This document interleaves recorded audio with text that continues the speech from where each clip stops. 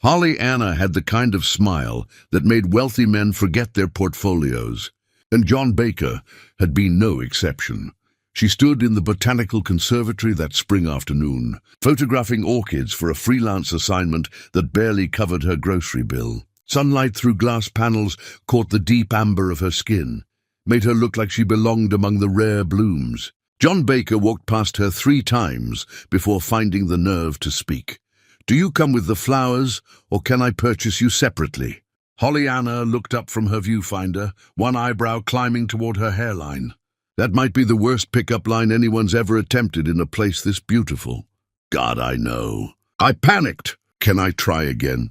He looked genuinely mortified, which was oddly endearing. She tilted her head. "You get exactly 1 more shot. Make it count." John inhaled slowly. "I've been walking circles around this room for 20 minutes, trying to figure out how to talk to you without sounding like every other guy who's probably interrupted your day. Truth is, I watched you work, and the way you look at these flowers, like they're telling you secrets nobody else can hear, made me want to know what you see that the rest of us are missing." Holly Anna lowered her camera completely. Better. Much, much better. That conversation stretched into 2 hours wandering through temperature-controlled rooms. Then coffee at a corner diner where the mugs were chipped, but the conversation flowed like they'd known each other for years. John told her about growing up in his father's shadow, always feeling like he had to prove himself twice as hard. Holly Anna spoke about her grandmother who raised her, who taught her that grace under pressure wasn't weakness, but the strongest form of power. "My grandmother used to say that anybody can stay strong when life treats them gentle. The real test is whether you can stay soft when the world tries to harden you." John leaned forward across the scarred table, captivated. "Did you manage it? Staying soft?" "I'm still trying every single day." She said it simply, and something about that honesty made John's chest tighten. Their courtship unfolded in stolen moments between his demanding schedule and her patchwork of freelance assignments. He would show up at her door with takeout from restaurants she couldn't afford, and they'd eat cross-legged on her apartment floor because her furniture consisted of a futon and 2 folding chairs. She never asked him for anything, never hinted at wanting more than his time, and that absence of expectation drew him deeper. One evening, he found her crying on that futon, surrounded by past due notices she'd tried to hide. Holly Anna never cried for show, so witnessing them felt like being trusted with something sacred. "I'm sorry. I didn't mean for you to see this mess." John sat beside her without speaking immediately, just present. Then quietly, "Let me help. I can't ask you to do that. You're not asking. I'm offering. Holly Anna, I have more money than I know what to do with, and most days it just sits there meaning nothing. But helping you, that would actually mean something to me." She looked at him with red-rimmed eyes. "I don't want to be your charity case. You could never be that. You're the most self-sufficient person I've ever met. But everybody needs help sometimes. Let me be that for you." She let him pay her rent that month, and the vulnerability cracked something open between them. John started understanding that real intimacy meant seeing someone's struggles and not flinching away. His proposal came without warning, during an ordinary Tuesday when they were cooking pasta in her tiny kitchen. He was chopping vegetables terribly, and she was laughing at his complete lack of knife skills when he suddenly put down the blade. "Marry me." Holly Anna stopped stirring. "What? I know this isn't some fancy restaurant with a ring hidden in champagne, but standing here with you, in this kitchen that barely fits 2 people, watching you laugh at how badly I'm butchering these peppers. This is the moment I'm most sure I've ever been about anything." "Marry me, Holly Anna?" She searched his face, seeing absolute sincerity. "Are you sure? Your world and mine, they're so different. Then we'll build a new world that belongs to both of us. Please." She said yes, with tears streaming down her face. And he kissed her, surrounded by the smell of garlic and basil. The wedding was intimate, just close family and essential friends. John's father attended with visible reservation, but Pollyanna won him over during the reception when she asked him to dance. "He talks about you constantly, about the lessons you taught him, the example you set. I want you to know I see him trying to honor that every single day." The elder Baker's eyes misted. "Take care of my boy. He acts tough, but his heart bruises easy. I know. That's one of the things I love most about him, that he hasn't let success make him cruel."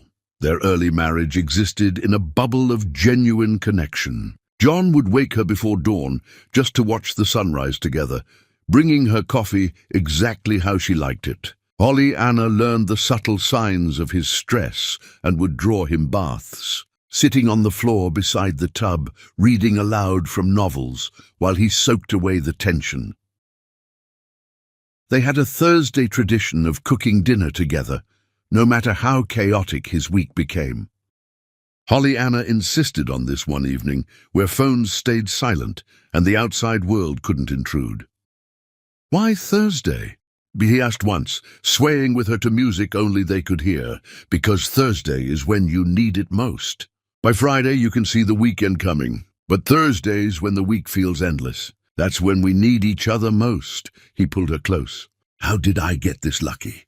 You asked a woman with terrible timing if she came with the flowers. Worst line I ever delivered. Best mistake you ever made." During galas and social functions, Pollyanna moved through those spaces with natural grace nobody could teach. She never pretended to be someone she wasn't, and somehow that authenticity made her magnetic. People gravitated toward her warmth in rooms usually filled with calculated networking. John would watch her across crowded ballrooms, see her making elderly board members laugh and young staffers feel valued, and feel overwhelmed by gratitude. One night, leaving another function, he pulled the car over on an empty stretch of road. "What's wrong?" Pollyanna asked. "Nothing's wrong. Everything's right, and I needed a minute to tell you something important." He turned to face her fully. "Before you, I measured success by deals closed and money made. But watching you tonight, seeing how you make people feel seen without any agenda except genuine kindness, I realized I've been measuring the wrong things my entire life. You make me want to be a better man, not a richer one." Pollyanna reached for his hand. "You were already good, John. I just help you remember it sometimes. No, I was successful. There's a difference. You're teaching me how to be good." Sunday mornings became sacred, lazy hours where they stayed in bed talking about nothing important and everything essential. Pollyanna would trace the lines of his palm while he played with her hair, and they would dream aloud about futures they were building together. "I want a garden," she told him once. "A real one, where I can grow vegetables and herbs with my own hands. Then I'll buy you the best gardening tools money can buy and stay completely out of your way. You can help, but only if you promise not to hire anyone to do the actual work. Deal. Fair warning, though, I'll probably kill half your plants. Then we'll learn together." That's the whole point. Those early seasons felt infinite, like they existed outside normal time. John believed his wealth protected them. Pollyanna knew better, knew that the real test would come from who they chose to be when things got difficult. She just didn't know how soon that test would arrive. For now, in these golden months, they existed in the eye of a storm they couldn't yet see forming. And Pollyanna, photographing flowers in her garden one afternoon, while John watched from the patio with absolute contentment on his face, felt genuinely happy in a way she'd never imagined possible. She didn't know that happiness was a season with the shortest duration, that storms don't announce themselves before arrival. But she'd learn. Soon enough, she'd learn. Chapter 2, When Shadows Learn to Speak. The first crack in their foundation made no sound. It was the silence that screamed. Pollyanna noticed it during dinner on a Tuesday evening, one of their sacred cooking nights that had never been broken in 18 months of marriage. She'd spent the afternoon preparing his favorite meal, a recipe his mother used to make that he'd mentioned missing during one of their early conversations. The kitchen smelled of slow-cooked comfort and careful attention. She heard his car in the driveway at the usual time, heard his footsteps on the stairs, but when John walked through the door, his eyes slid past her like she was furniture he'd stopped noticing months ago. "Hey, something smells good." Not "hello, beautiful," or the embrace that usually came first. Just acknowledgement of food, not her. "I made your mother's recipe, the one you told me about." She kept her voice light, pushing down the unease already gathering. "That's nice. I need to make some calls before we eat. Give me an hour." The hour stretched into 3. Pollyanna sat at the table watching the food grow cold, telling herself that emergencies happen and flexibility matters in marriage. But something sharp had lodged itself beneath her ribs, a splinter of wrongness she couldn't name yet. When he finally emerged from his office, distracted and elsewhere, they ate in near silence. Pollyanna tried starting conversations that died in the air between them, like birds hitting glass. "Your father called earlier. He wants to know if we're coming to Sunday dinner." I'll check my calendar. "I was thinking we could take a weekend trip soon. Maybe go back to that bed and breakfast upstate we loved. Maybe. Things are hectic right now." Every response was a door closing softly but firmly. Pollyanna finished eating without tasting anything, the food turning to paste in her mouth.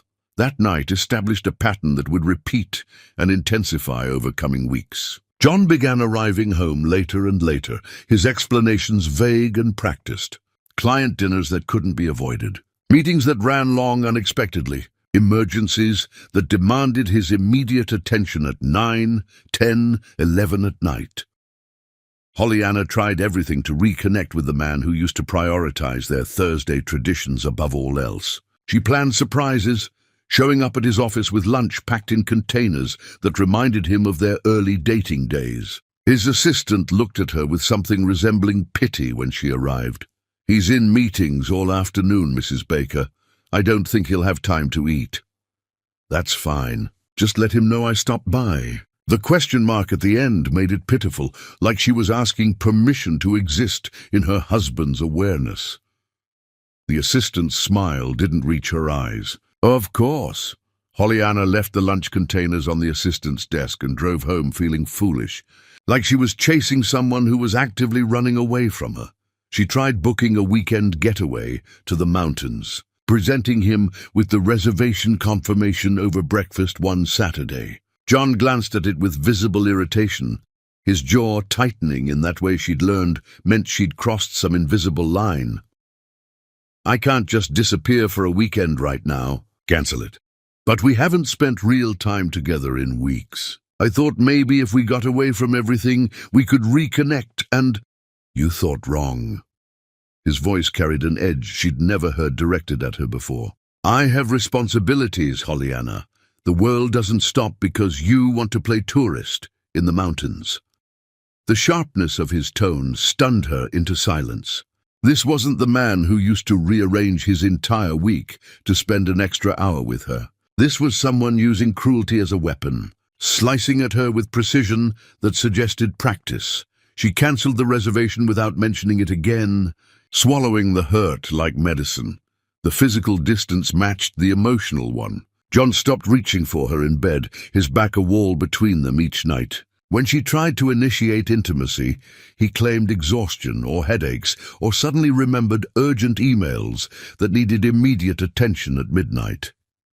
Pollyanna lay awake those nights, staring at the ceiling, trying to pinpoint when exactly they'd lost the thread that used to bind them together. Was it gradual? Had there been a specific moment when he decided she no longer deserved his attention? Or had she been slowly disappearing from his awareness for months without realizing it?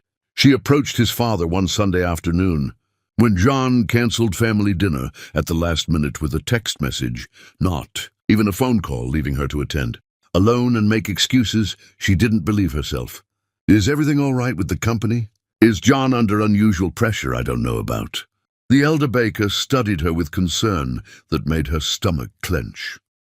"Nothing out of the ordinary." "Why do you ask?" "He's been different lately, distant. I wondered if something at work was troubling him that he wasn't telling me about. Have you asked him directly? Every time I try, he shuts down or changes the subject or leaves the room. I don't know how to reach him anymore. Her voice cracked slightly on the last word, betraying how close to breaking she actually was. John's father reached across the table, patting her hand with grandfatherly affection that made her want to cry. Marriage has seasons, Hollyanna. Sometimes men get lost in their own heads and forget what matters most. Give him time, but don't stop reminding him who he is. That's what good wives do. They hold up mirrors so their husbands can see themselves clearly.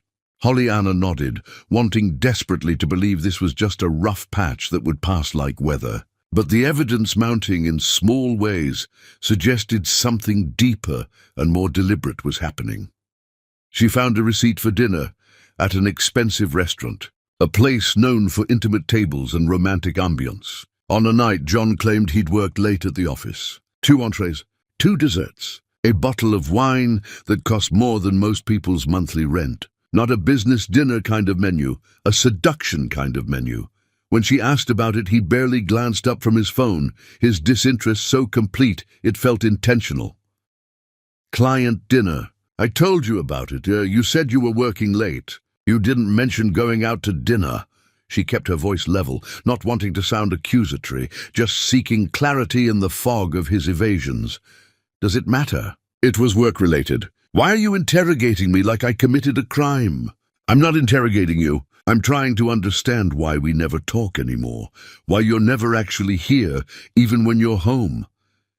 We're talking right now, aren't we? He still hadn't looked up from his phone. No, we're not. You're deflecting and I'm getting nowhere. This isn't communication, John. This is you building walls and expecting me not to notice or care. He finally looked up, and the coldness in his eyes made her step back physically, an instinctive retreat from something dangerous. Maybe I'm building walls because you've become exhausting to be around. Every conversation turns into an analysis of our relationship. Every interaction requires emotional labor I don't have energy for. Can't you just let things be without constantly picking at them? The words landed like physical blows, each one precisely aimed at the softest parts of her. Hollyanna felt tears rising, but refused to let them fall in front of this stranger wearing her husband's face. I'm exhausting because I notice you've completely checked out. Because I care about us enough to ask questions when you disappear into yourself. You're exhausting because you need constant reassurance that I haven't stopped loving you. It's suffocating, Hollyanna. I can't breathe under the weight of your need for validation. I never needed validation until you stopped providing basic presence. I'm not asking for grand gestures. I'm asking you to be here.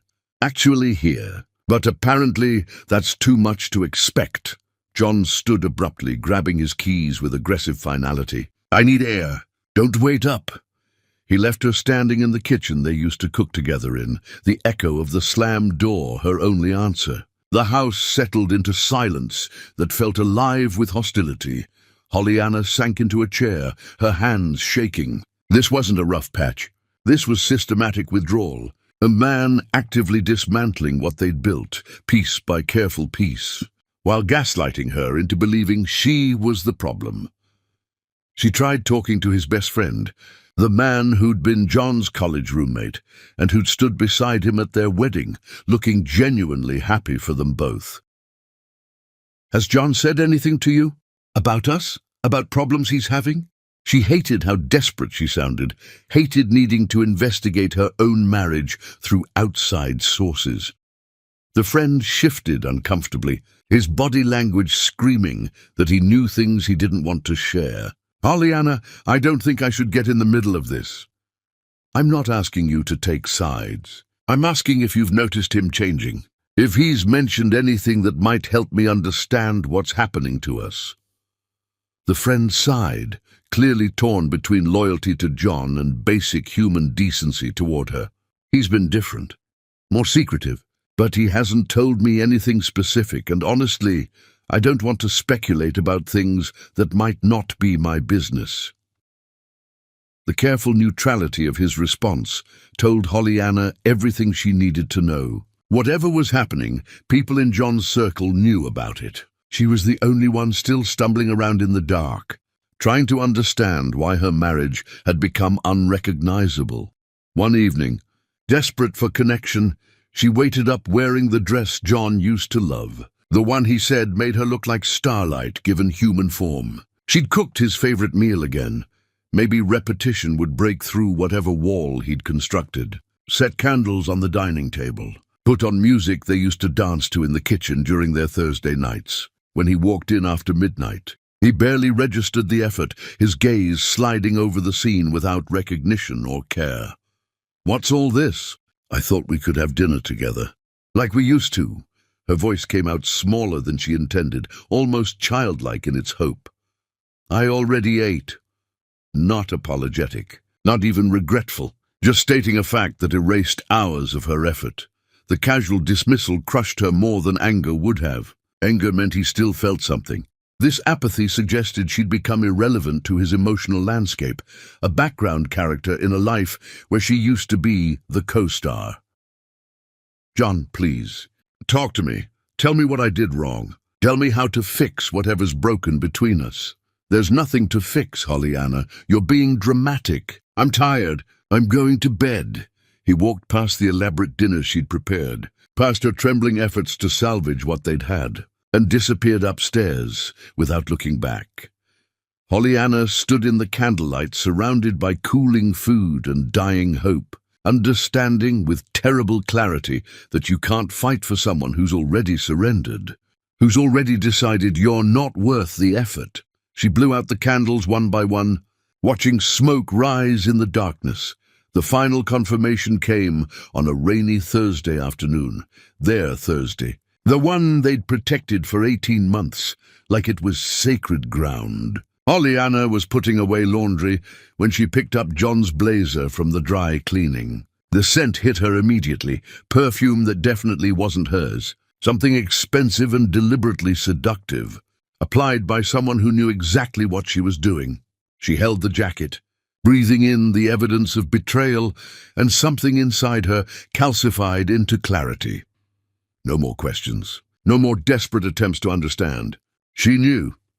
That evening when John came home, Pollyanna was waiting with the blazer draped over the back of a chair, the perfume smell unmistakable in the enclosed space.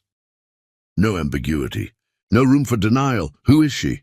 John froze mid-step, his face cycling through expressions, surprise, calculation, defiance, before settling on something that looked almost like relief. Like he'd been waiting for this confrontation, maybe even hoping for it. "I don't know what you're talking about."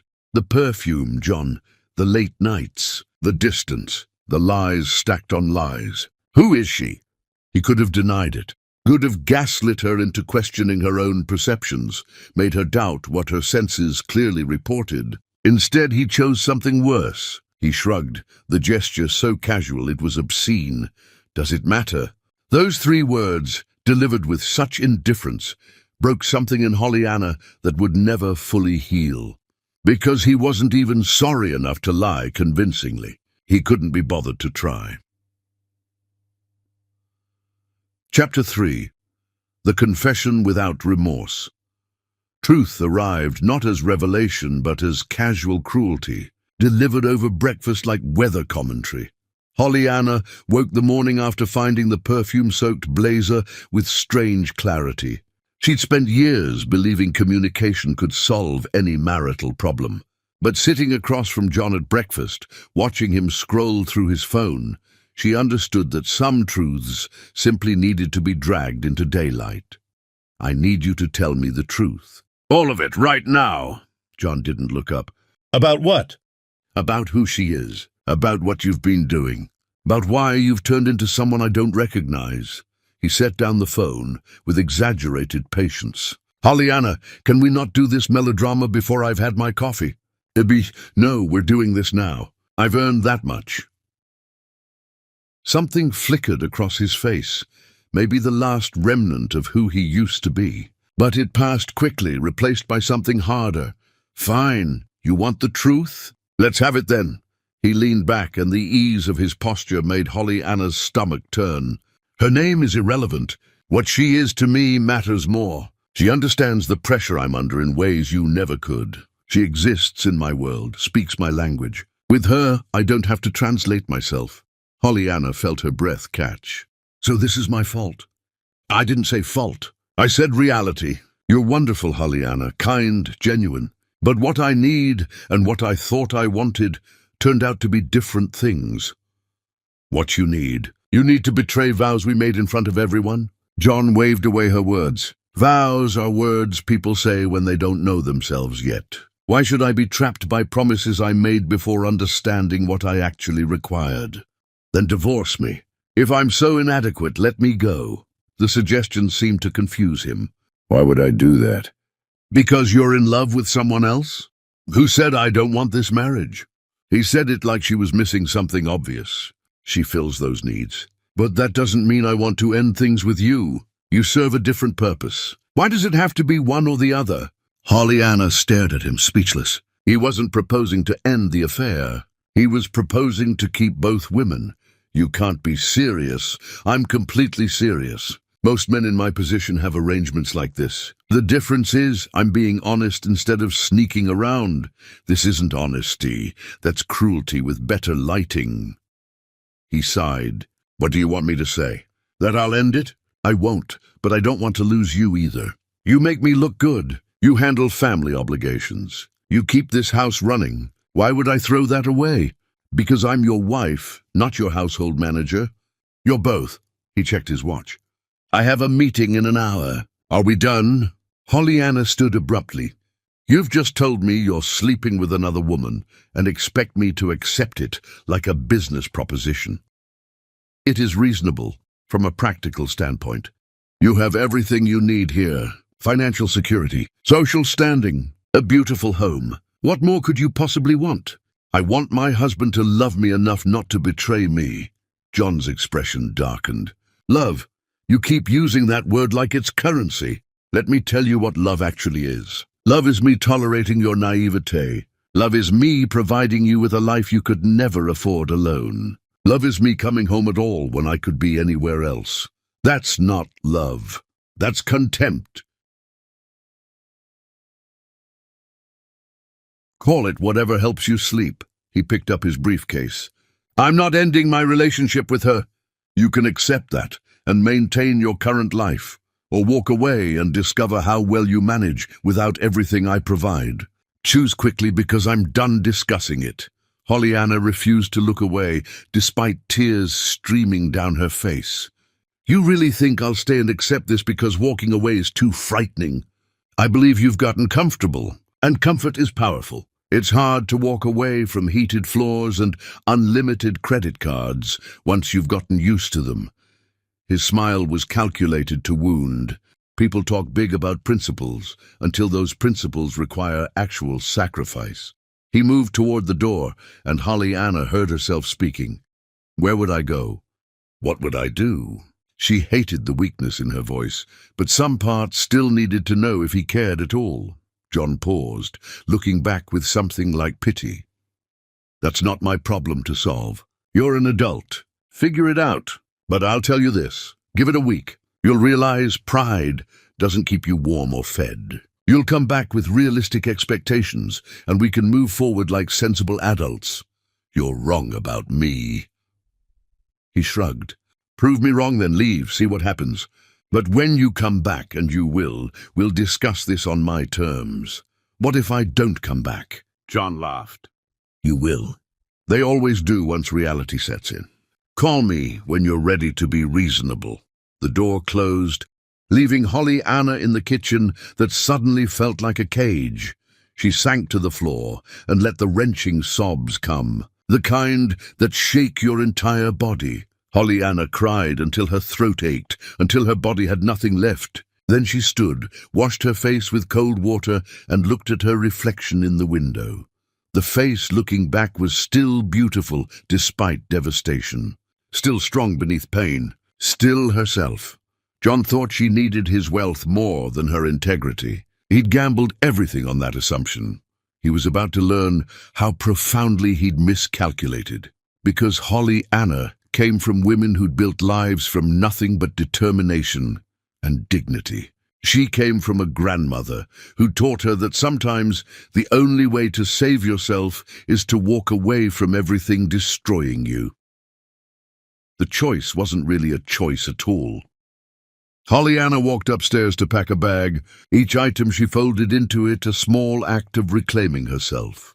John had issued a challenge, assuming she lacked courage to accept it. He'd never been more wrong, and that miscalculation would cost him everything. Chapter 4. The sound of keys hitting marble. Walking away from love requires no courage. Walking away from the life built around it demands everything. Holly Anna stood in the closet that rivaled most people's bedrooms, running her hands over designer dresses and expensive shoes, understanding with perfect clarity that none of it belonged to her in any way that mattered. These were costumes for a role she no longer wanted to play, props in someone else's production of a perfect life. She pulled an old duffel bag from the top shelf, one she'd brought when she first moved into this house, back when she still believed marrying John Baker was the beginning of something beautiful, instead of a slow erasure of everything that made her herself. The bag still smelled faintly of the lavender sachets her grandmother made. A ghost of the woman she'd been before this marriage reshaped her. Into the bag, she packed only what predated John, the worn jeans with paint stains from an art class she took years ago, T-shirts soft from countless washings, each one carrying memories of a life she'd funded through her own labor. Her grandmother's quilt, the one irreplaceable thing she'd never let John replace with something more expensive and less meaningful. The camera that represented her identity before she became Mrs. Baker, back when Holly Anna's name meant something all by itself. Everything else, the jewelry and velvet boxes, the designer handbags, the silk dresses that cost more than months of rent, she left untouched. None of it was really hers. It belonged to the version of herself John had purchased when he married her, the woman he'd expected to remain grateful and compliant forever. She packed her grandmother's Bible, its pages soft with age and handling, margins filled with notes in handwriting she'd never see formed fresh again. A few photographs that showed her history before this marriage, proof that she'd existed fully and completely before John Baker entered her orbit. The single houseplant she'd kept alive through sheer determination despite the household staff's offers to maintain it. A small rebellion of tending something herself. These items represented continuity, evidence that she'd had a life before this marriage and would have one after it, even if she couldn't imagine what shape it would take. Holly Anna moved through the house mechanically, emotion locked behind walls of practical necessity. If she let herself feel everything pressing against those walls, she'd collapse under the weight. Survival required focus, not feeling. Time for breaking down could come later, after she'd removed herself from this place. In the kitchen, she made one final cup of coffee in the expensive machine John insisted they needed, despite her protests that the old drip maker worked fine. She drank it standing by the window, looking out at the garden she'd planted with her own hands, the only part of this property that carried her actual fingerprints instead of his money. The herbs she'd nurtured from seeds would bloom for someone else now. The tomatoes would ripen and be eaten by people who'd never know she chose each variety, specifically for flavor rather than appearance. Her physical labor and care would continue producing beauty in her absence, and there was something both sad and comforting in that inevitability. She washed the coffee cup carefully, dried it, put it back in the cabinet where it belonged. No melodrama, no broken dishes or dramatic gestures. Just quiet completion of ordinary tasks that would be her last in this space that had never quite become home, despite all her efforts. Then she moved to the entryway table where they kept keys and mail, and the accumulated detritus of shared life. She removed her wedding rings with steady hands, no trembling, no hesitation. Placed them exactly in the center of the marble surface. The engagement ring caught morning light, refracting rainbows across the wall like a promise that had expired. Next came the keys. House keys, car keys. The keys to John's other properties that she'd never used, but that he'd given her anyway. Symbols of shared ownership, she now understood, was purely theoretical. Another illusion in a marriage built on increasingly visible fault lines. She arranged them in a careful line beside the rings, geometric precision, communicating her clarity of purpose. Not scattered in anger, not thrown in rage, placed with deliberate care that said, "I am choosing this. I am in control of my exit." Finally, she removed the credit cards from her wallet, the ones bearing John's name and account numbers she'd come to depend on without quite realizing how completely. She stacked them neatly beside everything else, sharp-edged plastic that represented a life she was rejecting. Pollyanna stepped back, surveying the arrangement. Together, these items told a complete story of abdication, of walking away from everything most people would cling to desperately. She was returning everything given with strings attached, leaving with only what she'd brought into this marriage in the first place. No note seemed necessary. The symbolism spoke louder than any words she might have written. But there was one thing she needed to do before leaving. One piece of documentation that might matter later, even though she couldn't predict exactly how. She pulled out her phone and took a photograph of the arrangement on the table. Rings, keys, cards, all relinquished with geometric precision. Then she composed a single text message to John, her fingers steady despite everything. "I'm choosing dignity over comfort. Don't look for me." She blocked his number immediately afterward, giving him no opportunity to respond. No chance to deploy charm or manipulation or threats to pull her back into his orbit like gravity that had held her too long.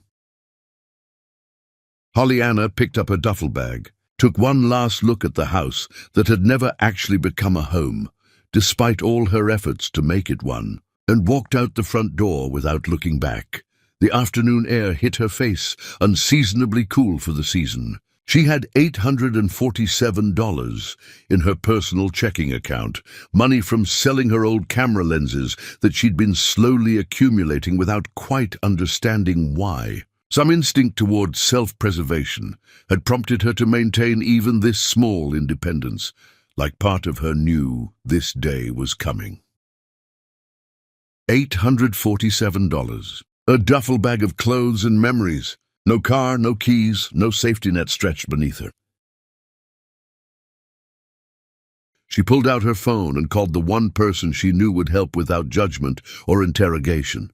"Aunt Marisa, it's Pollyanna. I need a place to stay for a while. Just temporarily, until I figure out my next steps." Her grandmother's sister didn't ask questions, didn't demand explanations or waste time with shock. "Baby girl, you come straight here. I'm putting clean sheets on the guest bed right this second. Thank you. I'll explain everything when I get there." "No need for explaining unless you want to talk. I've been praying for you to wake up and remember who you are." Sounds like my prayers got answered. There was relief in her voice, like she'd been waiting for this call. Pollyanna hung up and walked to the end of the long driveway, past the manicured hedges and imported stone that announced wealth before visitors even reached the house. At the property's edge, she turned around one final time. The house looked like something from an architectural magazine, all elegant lines and expensive landscaping and the kind of beauty that required constant maintenance to sustain. It was impressive. It was enviable. It was utterly hollow at its core. She'd traded authenticity for security, and the cost had been everything that made her who she truly was, beneath the performance. Not anymore. Never again. Pollyanna lifted her phone and ordered a ride, watching her location pin drop on the map. The driver was 14 minutes away. She spent those 14 minutes sitting on her duffel bag at the curb, watching clouds move across the sky, feeling more herself than she had in months, despite having just walked away from everything society told her she should cling to desperately. A bird landed nearby, some common variety she couldn't name, pecking at the perfect lawn for insects or seeds. It looked up at her once, head tilted, then went back to its searching. Something about the simple purposefulness of it made her smile, despite everything. When the car pulled up, the driver looked at her designer coat. She'd kept it because winter was coming, and practicality mattered more than symbolism when it came to warmth, and the modest duffel bag with obvious confusion. The contrast didn't compute. Just the one bag, ma'am. That's all I need. And it was true. Everything essential fit in one bag. Everything else had been weight she'd mistaken for substance. He loaded it into the trunk while Holly Anna slid into the back seat, giving Aunt Marissa's address in a neighborhood John had once described as transitional, his polite code for not wealthy enough to acknowledge. As they pulled away, Holly Anna didn't cry, didn't fall apart, didn't question her decision or mourn what she was leaving behind. Instead, she felt the first stirrings of something she hadn't experienced in a long time. Not happiness, not yet too soon for that, but possibility. The sense that her life was finally hers again, to shape however she chose, without needing permission or approval from someone who'd stopped seeing her as a whole person. John's words echoed in her mind. "Give it a week. You'll come back." She smiled grimly, staring out at the city passing by the window. Traffic and ordinary life continuing oblivious to personal catastrophes. He'd fundamentally misunderstood who she was. He'd seen someone he'd elevated, someone dependent on his wealth and status for identity and worth. He'd never recognized that she'd been complete before him and would be complete again after him, that his money had only obscured her actual value, never created it. His mistake, her freedom, his loss that he wouldn't understand until it was far too late to matter. The driver attempted conversation.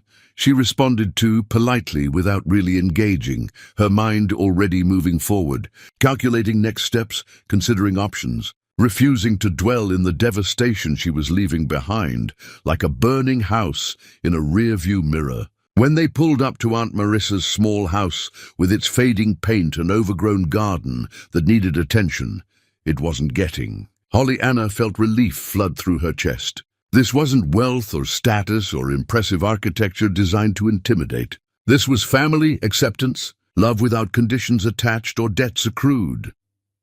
Aunt Marissa opened the door before Holly Anna reached the porch, arms already extended, face showing no surprise at all. "Come here, baby girl. Come on home where you belong." Holly Anna fell into that embrace and finally let herself break, just for a moment. Just long enough to purge the poison before building herself back stronger than she'd been before John Baker convinced her to become smaller. Behind her, the rideshare driver pulled away, having just witnessed a moment he'd never fully understand. A woman who looked like she belonged in a palace, crying on the porch of a humble house, being held together by someone who loved her for reasons that had nothing to do with appearances or performance. Inside, Aunt Marissa settled Holly Anna at the kitchen table with tea and quiet presence that didn't demand explanation. "You don't have to talk about it if you're not ready yet. He's been cheating on me. He told me he won't stop. He expected me to accept it or leave with nothing." The words came out flat, emotionless, like reporting weather. Aunt Marissa nodded slowly, unsurprised by any of it. "And you chose nothing. I chose myself." "That's more than nothing." Holly Anna wrapped her hands around the warm mug, grounding herself in physical sensation. "Yes, it is. That's everything, actually." Aunt Marissa reached across the table, squeezing Holly Anna's free hand. "That's exactly everything." Holly Anna took a shaky breath. "I don't know what comes next. I don't have a plan or income or prospects. I don't have any idea how I'm going to rebuild from this. But you will rebuild. That's what our women do. We fall, we feel it fully, then we rise back up stronger. You've got that in your blood. Holly Anna, you just forgot for a while because you were too busy trying to fit into someone else's idea of who you should be. I'm scared.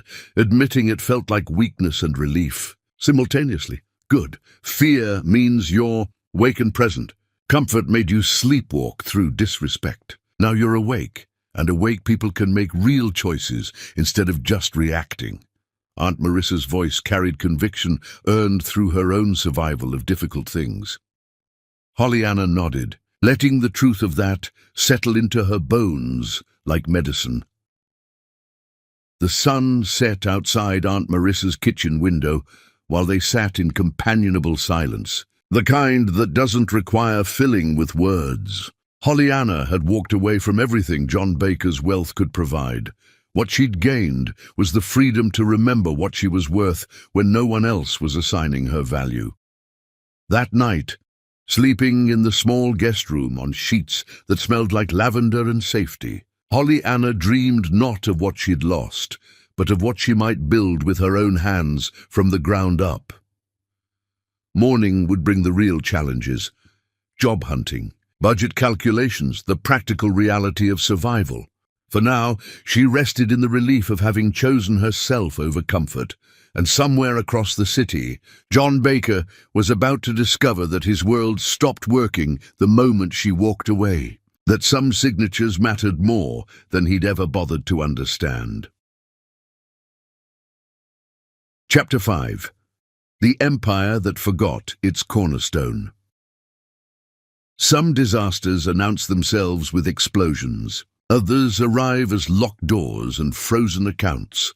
John Baker dismissed Pollyanna's departure with the confidence of a man who'd never been denied anything he truly wanted. He arrived home that evening, saw her careful arrangement on the entry table, and actually laughed, at what he perceived as theatrical drama designed to get his attention.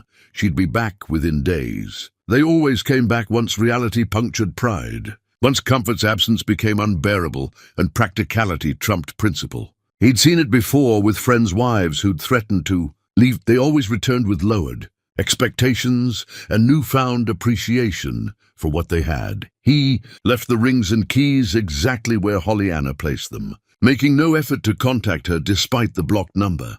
Let her have her tantrum in whatever cheap hotel she'd found. Let her feel powerful and righteous for 72 hours before desperation brought her to her senses and back to his door. John ordered Thai takeout using an app, watched a documentary about financial empires in the living room where Pollyanna usually sat with her books, and felt nothing except mild annoyance at the disruption to his routine. The house was actually quieter without her constant need for connection and communication. He could get used to this. The first phone call came during his morning meeting with potential investors, his assistant interrupting with uncharacteristic urgency that suggested actual emergency rather than routine issue.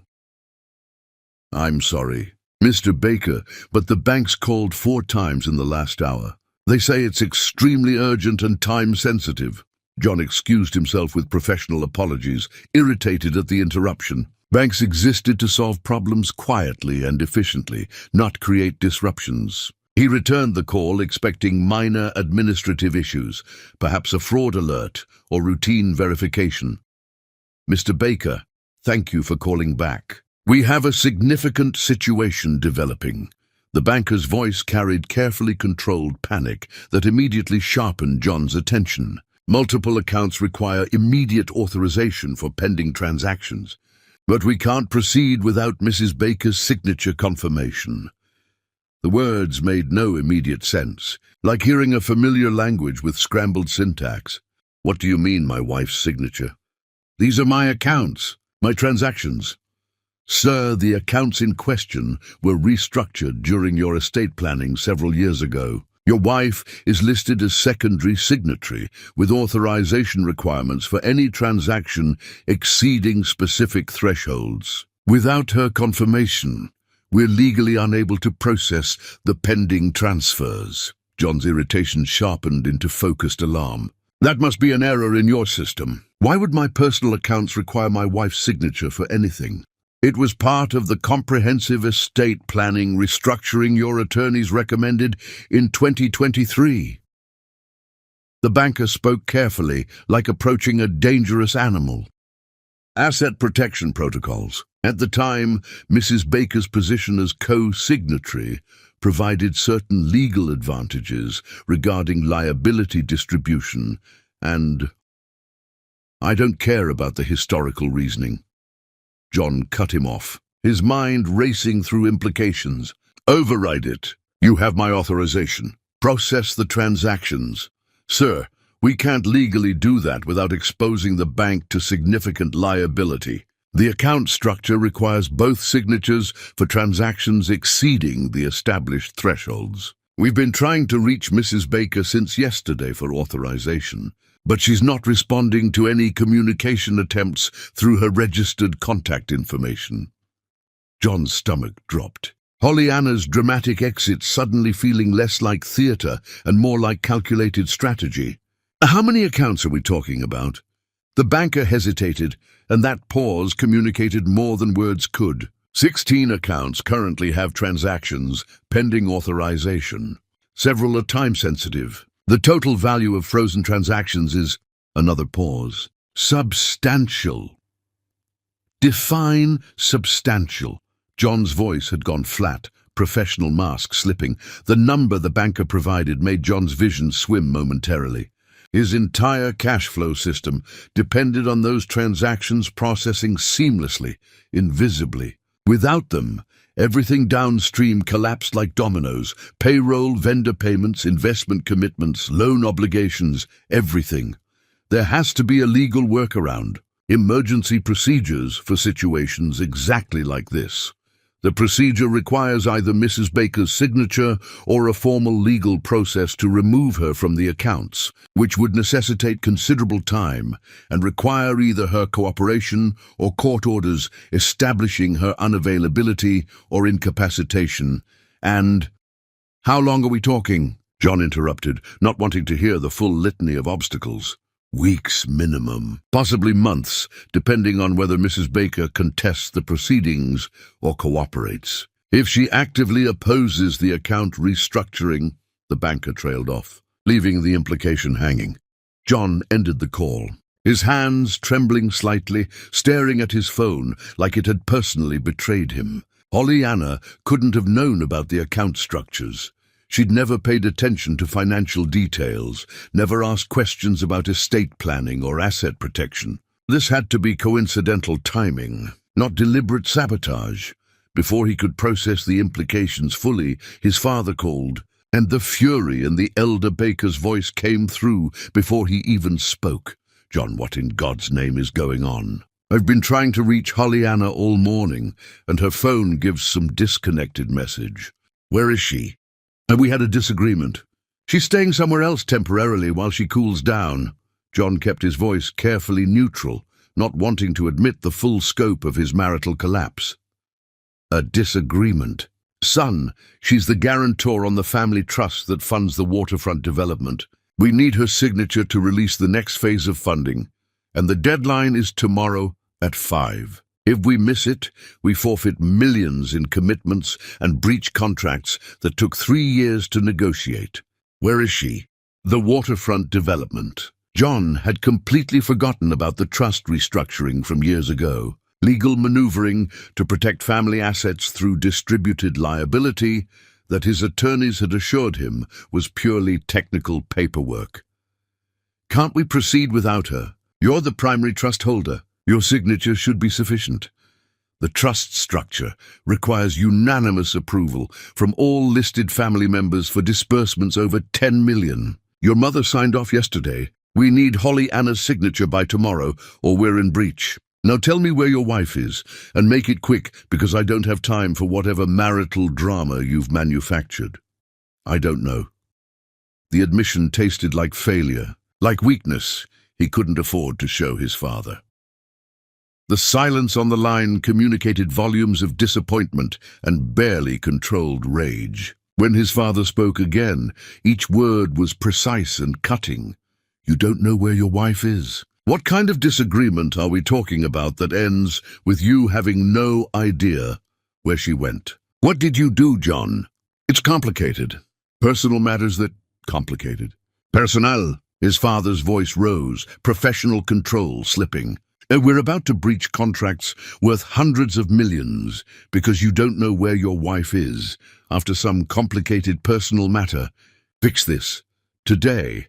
I don't care what it takes. I don't care what you have to apologize for. I don't care if you have to crawl on your hands and knees through broken glass. Find her, make this right, and get her signature. Do you understand me? His father hung up without waiting for response, leaving John sitting in his office, surrounded by symbols of success that suddenly felt like stage props in a play that was falling apart mid-performance. He tried calling Holly Anna from different phones, office line, a burner phone he kept for reasons he didn't want to examine, all blocked. He tried texting from his assistant's number with vague messages that might slip past her defenses. No response. Messages turning from delivered to read, but generating no reply. He drove to Aunt Marissa's house mid-afternoon, the only place he could think to look, but no one answered despite his increasingly aggressive knocking. Neighbors watched from porches with undisguised hostility as he shouted Holly Anna's name like a man coming apart at the seams, his professional polish dissolving into something desperate and ugly. A driver washing his car in the driveway next door finally spoke up. "She's not here, and even if she was, she wouldn't want to talk to you." The man's tone carried judgment that made John's face heat with embarrassment. "How would you know what she wants?" "Because Marissa told the whole block what you did, about how you expected her to accept you, keeping your mistress like it was a reasonable request. Man, you've got some nerve showing up here thinking you deserve access to her after that." John retreated to his car, hands shaking with fury and shame, understanding that his private business had become neighborhood knowledge. His failures spread like contagion. Over the next hours, the scope of the disaster became clear through a series of increasingly grim phone calls. His attorney called with news that managed to sound both sympathetic and judgmental. "You have a problem, John, a significant one that we need to address immediately. When we did your comprehensive asset restructuring, we distributed liability and authorization across multiple entities for tax advantages and legal protection. Your wife's signature appears on more documents and agreements than you probably realized or remembered. Without her cooperation, you're essentially frozen out of significant portions of your own financial infrastructure. How did this happen? How did I not know about this?" John's voice rose despite his efforts to maintain composure. "You signed off on all of it. You were present for every planning meeting. We reviewed these structures quarterly. This was intentional strategy at the time, and you approved every element. You just never considered the possibility that she might leave or become uncooperative. I never thought she'd actually walk away. She had no reason to. I gave her everything. Well, she did walk away, and now you need to either convince her to return and sign what needs signing, or begin a lengthy legal process to restructure everything. That will be expensive, time-consuming, publicly embarrassing, and potentially expose you to significant tax implications when we unwind structures that were specifically designed to avoid those implications. What are my options?" John forced himself to focus on solutions rather than spiraling into panic. "Limited. You can try to locate her and negotiate her cooperation. You can offer her financial incentive to sign the necessary documents regardless of whether she returns to the marriage. Or you can begin legal proceedings to have her removed from these accounts and trusts, which will take months and require either her cooperation or evidence of her incapacity or unavailability. None of these options are quick or painless." John ended the call and sat in the silence of his home office, surrounded by evidence of achievement that suddenly felt meaningless. Hollow victories that had cost him something he'd failed to value until it was gone. He tried reaching out through mutual friends, people who'd been at their wedding, who'd celebrated their marriage. The responses ranged from uncomfortable deflection to outright hostility. His college roommate was the most direct. "Why would I tell you where she is even if I knew? You told her you were keeping your mistress and expected her to accept it like some business arrangement. That's not a rough patch, John. That's you being a terrible human being. She left because you gave her no choice. Now you're dealing with consequences. You knew. John couldn't keep the shock from his voice. Everyone knew. We just hoped you'd come to your senses before Hollyanna figured it out. Apparently you didn't, and she did. Now you're surprised that actions have consequences. That's on you, man. Don't call me again, unless it's to tell me you've become a better person, which seems unlikely at this point. The call ended. Another connection severed, another bridge burned. By evening, 19 more calls had come in from various entities. Vendors needed payment authorizations. Partners required contract confirmations. Investment managers couldn't proceed with planned moves. Every tentacle of his carefully constructed financial empire reached back to accounts and trusts and structures that suddenly required a signature he couldn't access because he'd driven away the person who controlled it. His mistress called at 8, irritated that he'd cancelled their plans for the third night in a row. I'm dealing with a crisis. Multiple crises, actually. What kind of crisis? Her tone suggested she was already losing interest in his problems. Hollyanna left. Turns out she's embedded in my financial structure in ways I didn't fully appreciate. Everything's frozen until I either get her back or legally remove her from these accounts, which could take months I don't have. The line went silent for several beats too long. When she spoke again, her voice had cooled noticeably. Your wife left? Because of us? John, I thought you said you had an arrangement, that she knew about us and was fine with it. I was working toward that arrangement. She didn't give me adequate time to properly explain the benefits of... Benefits? Jesus, John, listen to yourself. You expected her to be fine with you keeping me around, like I'm some kind of business asset. She laughed, but it carried no warmth. I need to think about whether I want to be involved in this kind of mess. Call me when things settle down and you're not imploding. She hung up, and John understood with crystalline clarity that she'd been with him for what he represented, not who he was. The moment his power seemed unstable, she evaporated like morning fog, substantial only as long as conditions supported her existence. He stood in his enormous house, surrounded by expensive furniture and impressive art, and all the trappings of success that magazines photographed, and realized he was completely alone in ways he'd never experienced. Before, not just alone, powerless, watching his empire stall because he'd never bothered to understand that his wife wasn't decorative, she was structural, woven into his foundation in ways he'd authorized without truly comprehending. His father called again after midnight, his voice cold with disappointment that cut deeper than anger would have. The waterfront deal is dead. We missed the deadline. 27 people are about to lose their jobs because you couldn't keep your marriage intact long enough to get a signature. Your mother is ashamed to show her face at the club. I'm ashamed to admit you're my son, and you need to understand something clearly. If you don't fix this, if you don't find a way to unfreeze these accounts and stabilize the situation, you're going to lose everything. Not just money, reputation, trust, business relationships that took me 40 years to build. Everything that actually matters beyond your bank balance.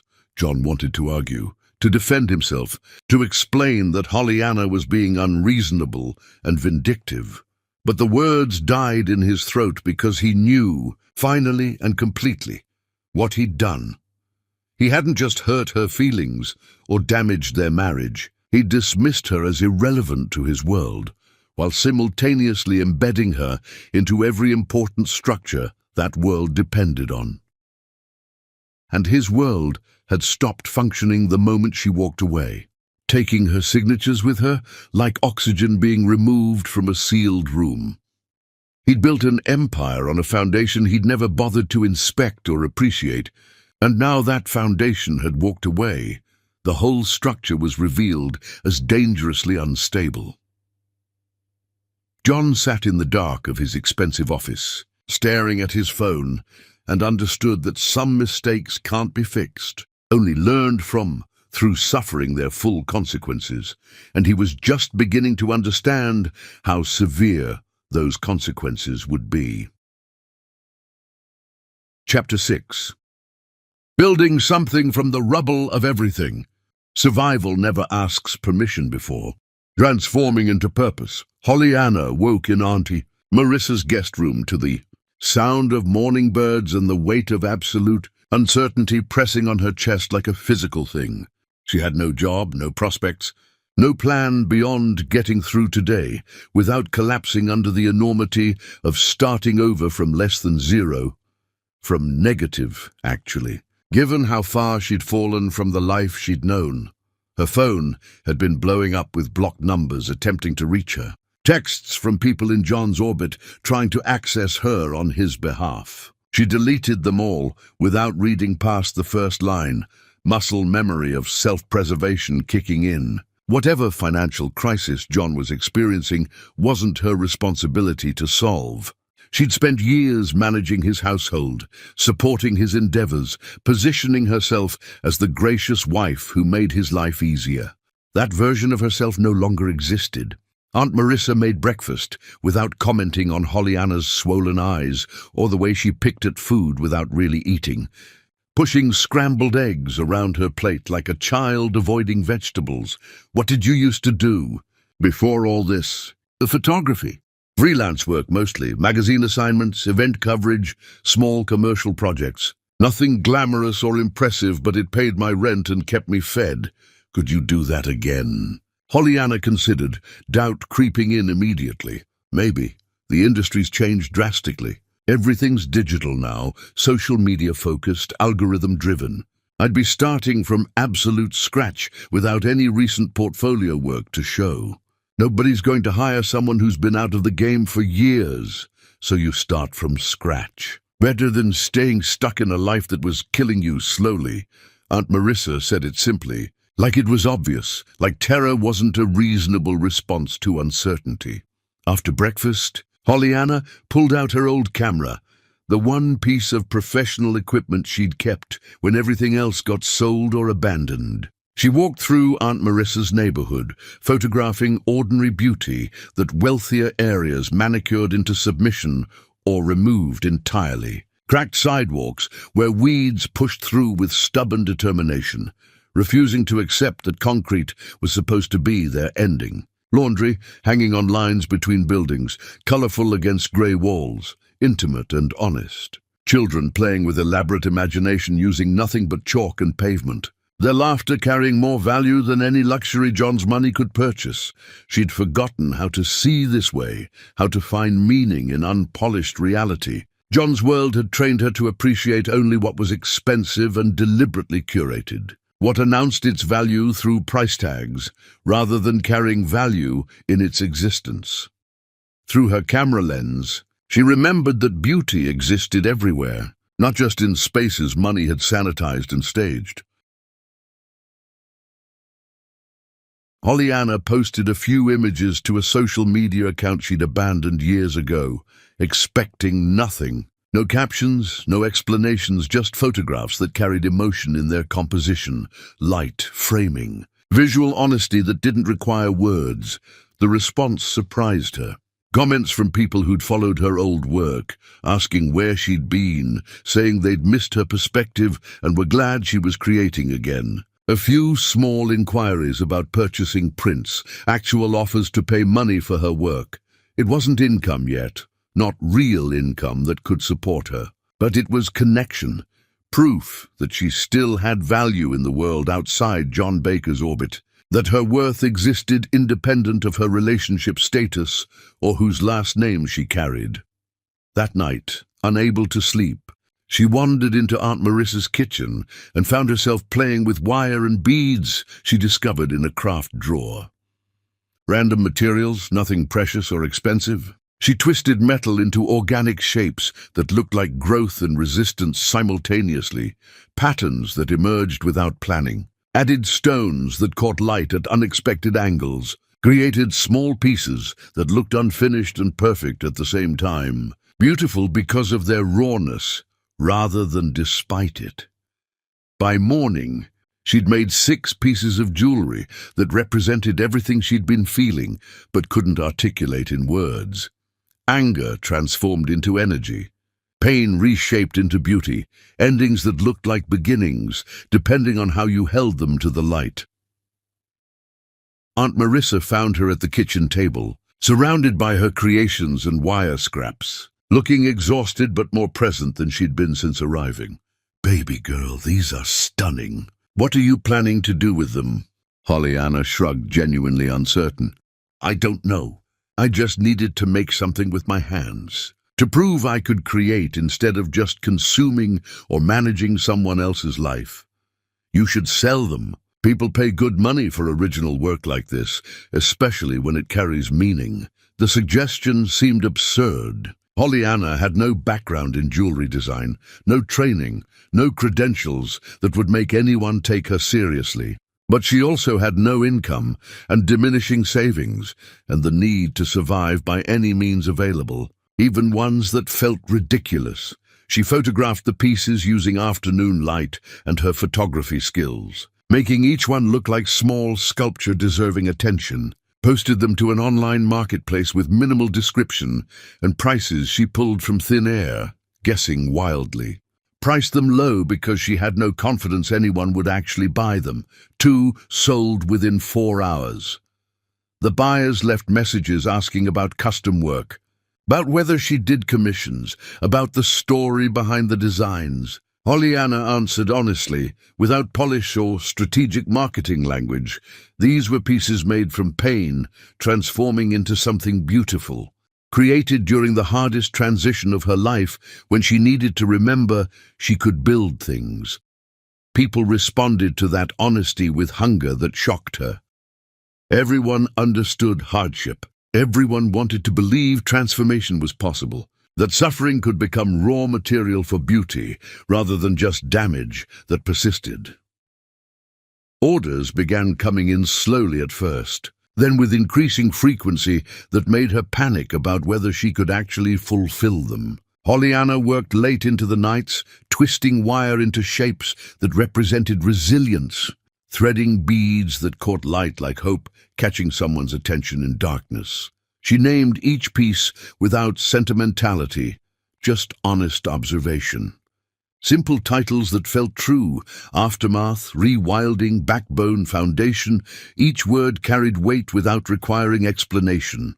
Customers shared photographs of themselves wearing her jewelry, talking about their own survival stories, their own transformations from circumstances that should have destroyed them. Pollyanna's designs became symbols of endurance, physical markers of having survived something difficult and emerged intact. Changed but not destroyed. Within weeks, she'd earned enough to contribute to Aunt Marissa's household expenses without feeling like a burden. Within 2 months, she'd earned enough to rent a small studio apartment in a neighborhood John would never visit, would never acknowledge existed. The apartment was tiny, barely more than a room, with a kitchenette and a bathroom that required creative maneuvering to use. But it was hers, paid for with money she'd earned through her own creativity and labor. No one could take it away as leverage. No one could use it to control her behavior or choices.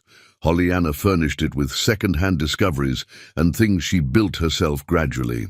She hung her photographs on walls that had probably never displayed art. She created a workspace by the window where she could twist metal and thread beads while watching the street below. The ordinary flow of life that continued regardless of personal catastrophes. Her grandmother's quilt covered the modest bed. Her small houseplant thrived on the windowsill, finally receiving the direct attention it deserved instead of staff maintenance that kept it alive but never let it fully flourish. This space was smaller than John's closet had been. It was more valuable than his entire mansion because it represented actual freedom, self-determination, proof that she could survive on her own terms. She documented her work online, not seeking sympathy, but sharing her process with transparency that created community. People watched her rebuild in real time, and her honesty about struggling, about bills that scared her, about moments of doubt when she questioned every choice, created connection with strangers who saw themselves in her journey. A lifestyle writer reached out asking for an interview about her jewelry line and her story. Pollyanna almost declined immediately, uncomfortable with attention focused on her rather than her work. But Aunt Marissa convinced her, your story might help other women who feel trapped by circumstances. You survived and rebuilt. That's powerful medicine for people who don't believe they can do the same.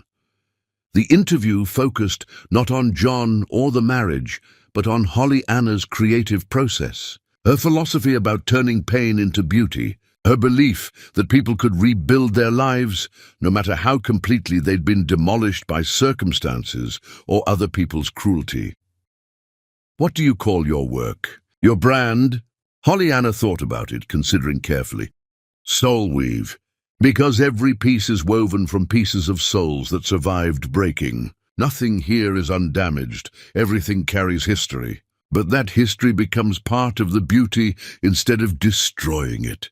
The article went live, and something shifted in ways Pollyanna couldn't have predicted. Orders increased dramatically, overwhelming her capacity to fulfill them. Women reached out sharing their own survival stories, asking if Pollyanna could create custom pieces that represented their specific journeys from trapped to free. A small gallery contacted her about showing her work in an upcoming exhibition. A boutique wanted to carry her designs alongside established artists. Opportunities multiplied in ways she'd never anticipated, couldn't have planned if she'd tried. But the most meaningful moment came when a teenager showed up at her studio apartment. Nervous and determined, looking like she might bolt at any second. I read about you online, about how you started over with nothing. I'm trying to leave home because things aren't safe there anymore. I have $200 and nowhere to go. I just wanted to meet someone who survived starting over, to know it's actually possible and not just something people say. Pollyanna invited her in without hesitation, made tea, and talked for 3 hours about practical survival strategies, about resources for young people in crisis that actually helped instead of just reporting back to dangerous families. About the difference between brave and foolish risks, between leaving and escaping. She gave the girl contact information for organizations that could provide actual support, added money to what she had, and made her promise to check in regularly so Pollyanna would know she was alive. You're going to survive this. Not just survive, thrive. I know because I'm doing it, and if I can, you absolutely can. It won't be easy, but easy isn't what we need. We need possible, and possible is enough. The girl left with tears streaming down her face and something like hope straightening her shoulders. Her walk different than when she'd arrived, purposeful instead of defeated. That night, Pollyanna looked around her small apartment filled with wire and beads and her own creative output, and felt pride that had nothing to do with impressing anyone or meeting external standards of success.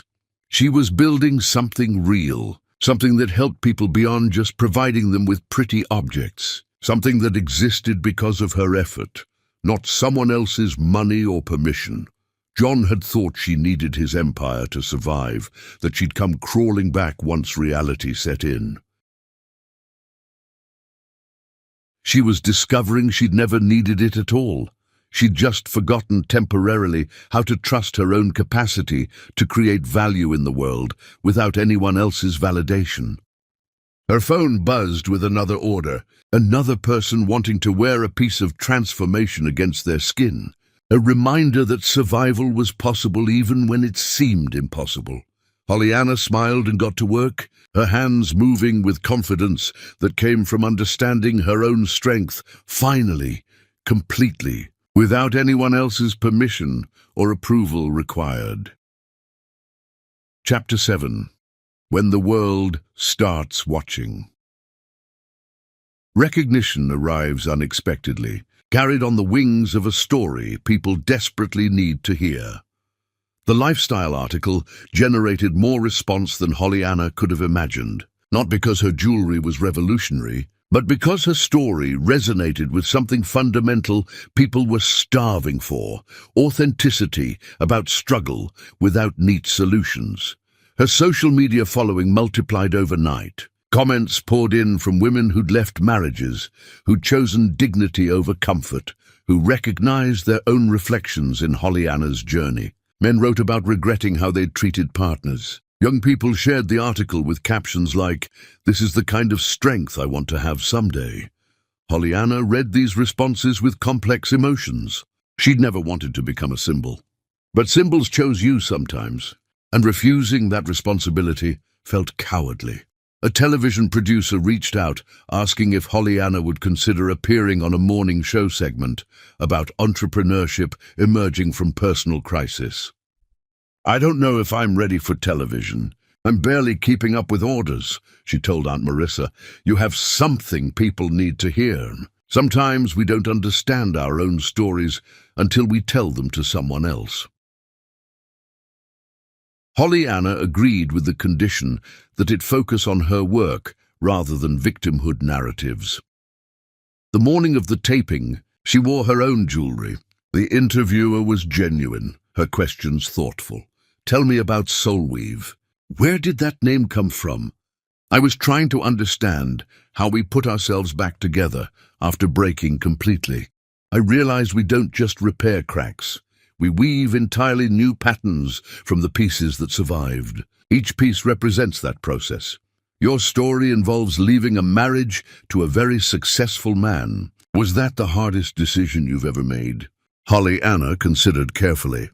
"Walking away wasn't the hard part. The hard part was recognizing I'd stayed too long, accepted too little, allowed myself to become smaller than I actually am. Once I saw that clearly, leaving was the only honest choice." What would you say to women staying in situations that diminish them?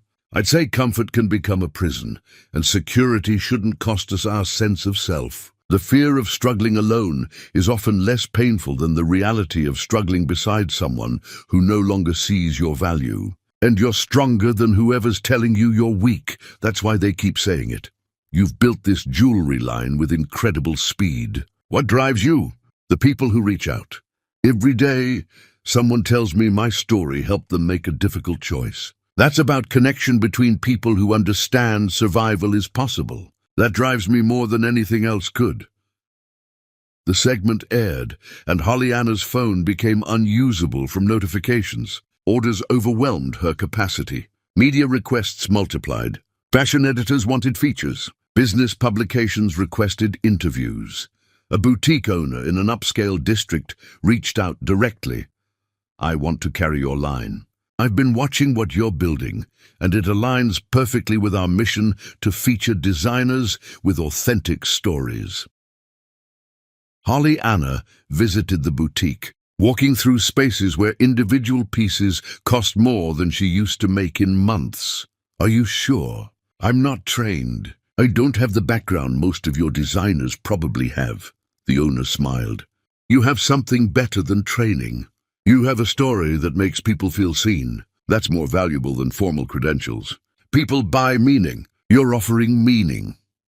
The partnership launched, putting Hollyanna's work in front of customers who valued narrative as much as aesthetics. Sales increased again, pushing her to hire help.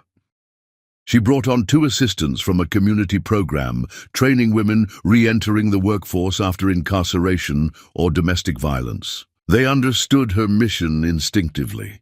The studio apartment could no longer contain the operation. Hollyanna rented actual studio space in a converted warehouse where artists shared resources. One afternoon, a stranger watched from the doorway with assessing intensity. "Can I help you?"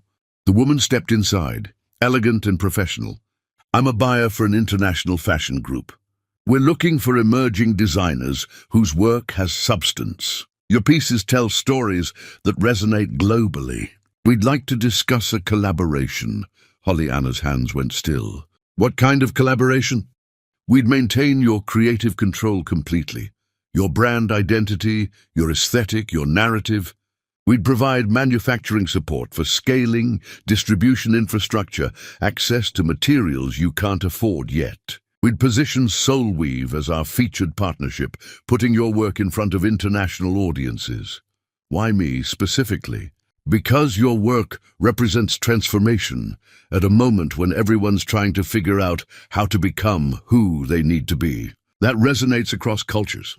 We're not interested in diluting what you've built. We want to amplify your voice while protecting what makes it.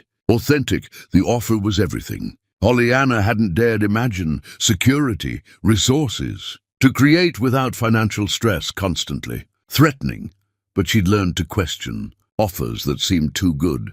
I need to see actual terms. My attorney needs to review everything. And if this compromises my creative vision or turns my story into marketing exploitation, I'm not interested regardless of money. The buyer nodded with respect. That's exactly the response I hoped for. You understand your worth. That makes this partnership more valuable. Pollyanna hired an attorney who specialized in protecting small creators. They reviewed every clause, negotiated protective terms, and structured a deal that provided resources without surrendering control. The collaboration launched, and Soulweave went from small operation to legitimate presence in fashion conversations. Publications featured her work. Influencers highlighted her designs with genuine enthusiasm. But the moment that crystallized everything came when she received a handwritten letter.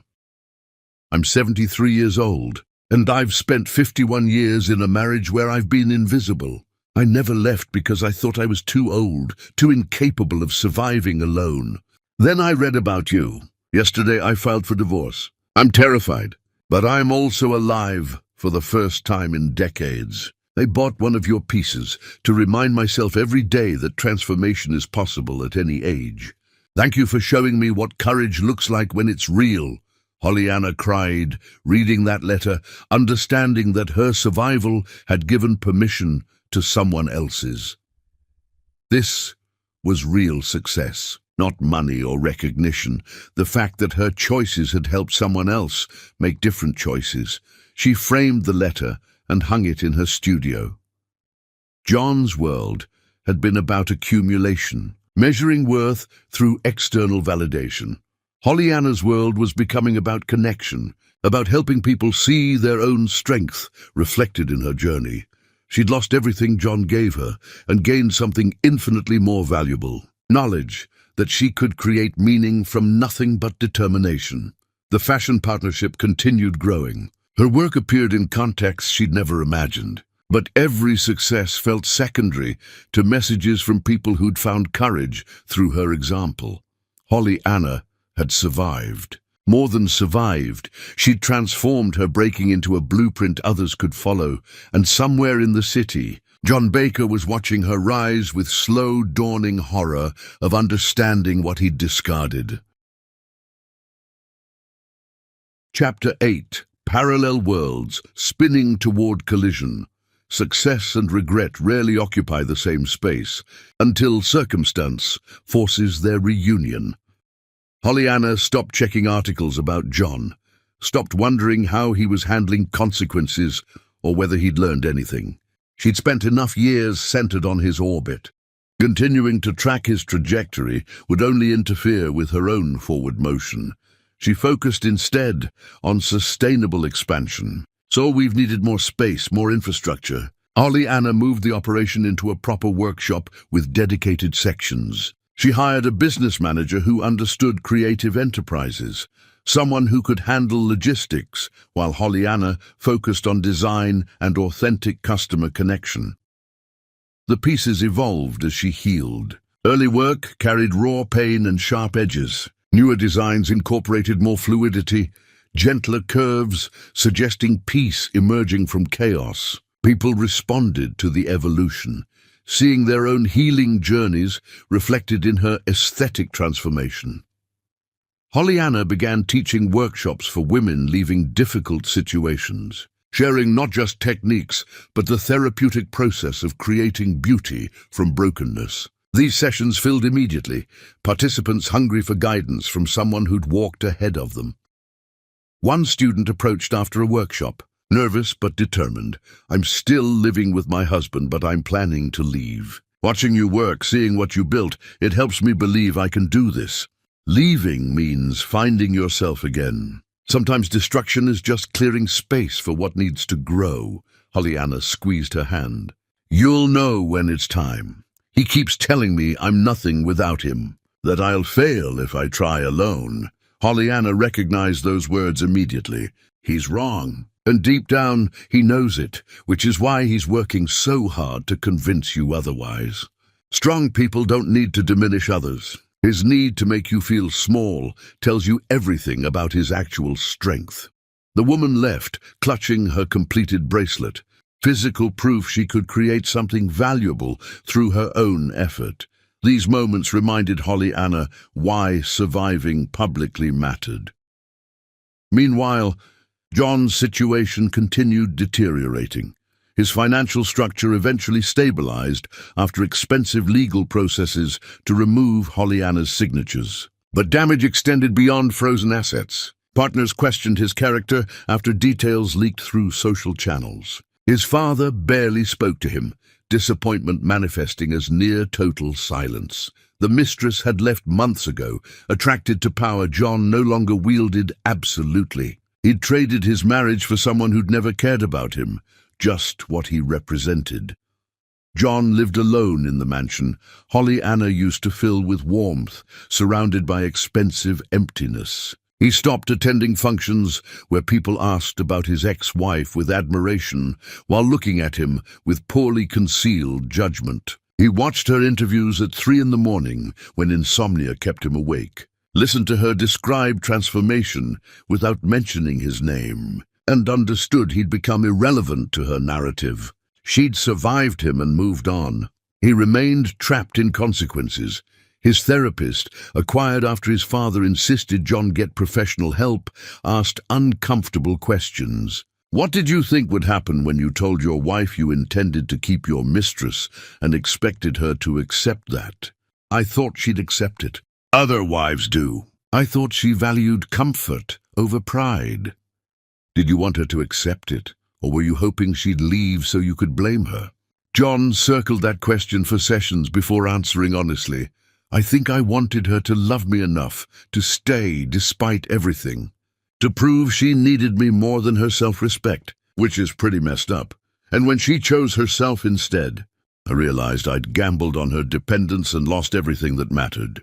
"Do you regret what you did?" John wanted simple answers. "I regret losing her. I'm not sure I regret who I became to achieve my success. That person got me where I am. I just didn't realize the cost until the bill came due. Success built on diminishing someone else isn't success. It's exploitation that looks impressive until the person you're exploiting walks away. Then you discover your empire was built on their unpaid labor and unacknowledged value."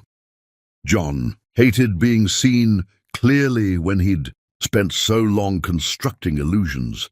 He began tracking Pollyanna's rise with obsessive attention his therapist called unhealthy. Read every article, watched every interview, studied photographs of her looking radiant and genuinely happy in ways she never had with him.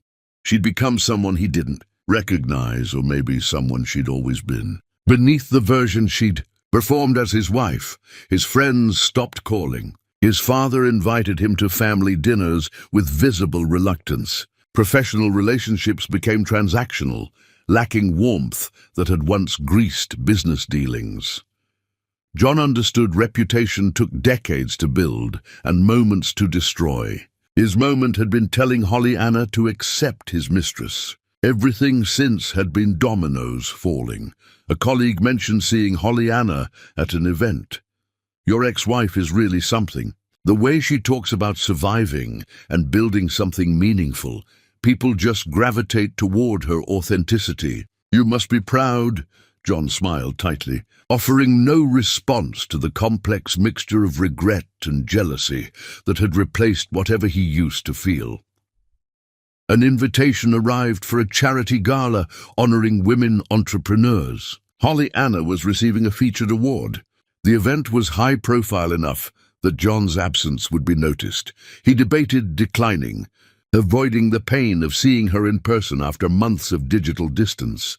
But something compelled him to attend. Maybe the need to see with his own eyes what he'd lost. Maybe faint hope that seeing her would make him feel something other than hollow. Regret.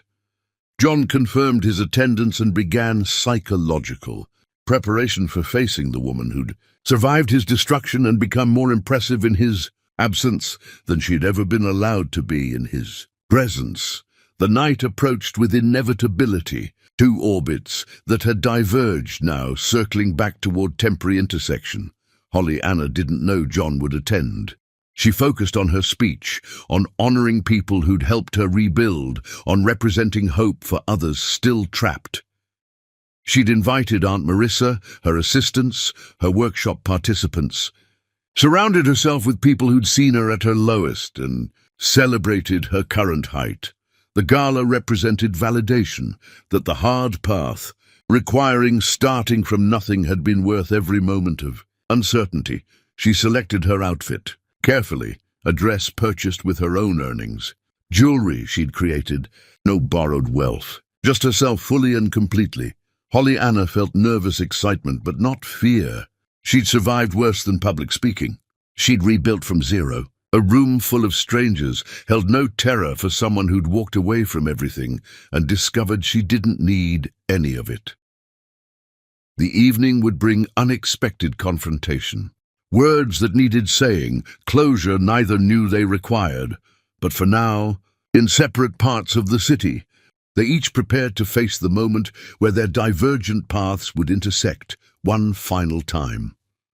And both wondered, without acknowledging it, whether anything remained to say that hadn't already been communicated through absence and accomplishment and the profound silence of moving on. Chapter 9. The Architecture of Almost. Some endings masquerade as beginnings, and some beginnings require the courage to finally let endings be.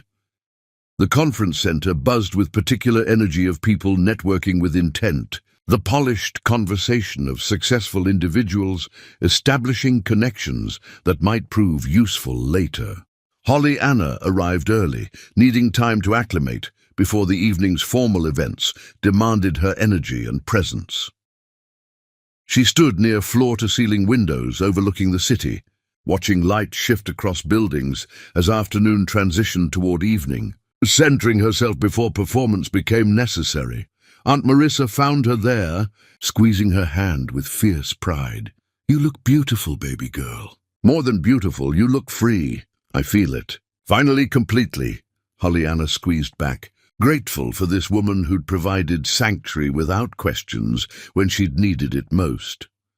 The room filled gradually with attendees, successful people whose presence announced their status through confidence rather than declaration. Holly Anna recognized several faces from magazines and interviews, people whose work she'd admired from distance without imagining she'd ever share space with them as equals. Several approached, introducing themselves, expressing genuine admiration for Soulweave and what she'd built. Each conversation reminded her that she belonged in these spaces, not through someone else's access, but through her own merit, her own labor, her own value. Then she saw him across the room. John stood near the bar, looking older than she remembered, not physically aged, so much as carrying invisible weight that showed in his posture. The careful way he moved through the crowd, like someone trying not to draw attention while simultaneously not wanting to appear like he was hiding. He hadn't seen her yet, too focused on appearing comfortable in a space where he clearly felt out of place. Holly Anna's initial response surprised her. Not anger or pain or even satisfaction at his diminished presence, just distant curiosity about why he'd chosen to attend an event celebrating her success. Whether he understood how strange that choice was. She turned back to her conversation, refusing to let his presence disrupt her composure or steal her focus. The conference sessions began, speakers discussing entrepreneurship, resilience, practical strategies of building something from nothing when circumstances had taken everything else. Holly Anna found herself taking notes despite being scheduled to speak later, genuinely engaged with ideas being shared. During afternoon break, she stepped outside for air and found John waiting near the door, clearly having watched for her exit. Holly Anna. She turned, facing him fully for the first time in months. "Janti, you look well. More than well. You look happy." He said it like an accusation and confession simultaneously. "I am." He nodded, seeming at a loss for what to say next, this man who'd always had words ready. "I've been following your work. What you've built is genuinely impressive. Thank you." The stilted conversation felt absurd. Two people who'd once shared everything, now strangers making small talk that meant nothing. "I was hoping we could get coffee. Talk properly. There are things I'd like to say that feel incomplete." He gestured vaguely, nervous energy radiating off him. Holly Anna considered. Part of her wanted to refuse cleanly, to maintain the separation she'd established. But curiosity won. The desire to understand what he thought remained to be said after all this time. "There's a coffee shop 2 blocks from here. I have an hour before the next session starts." They walked in silence through city streets, the October afternoon cool enough to justify the wrap Holly Anna pulled tighter around her shoulders. The coffee shop was generic chain, the kind of space designed for temporary occupation, which felt appropriate for this conversation.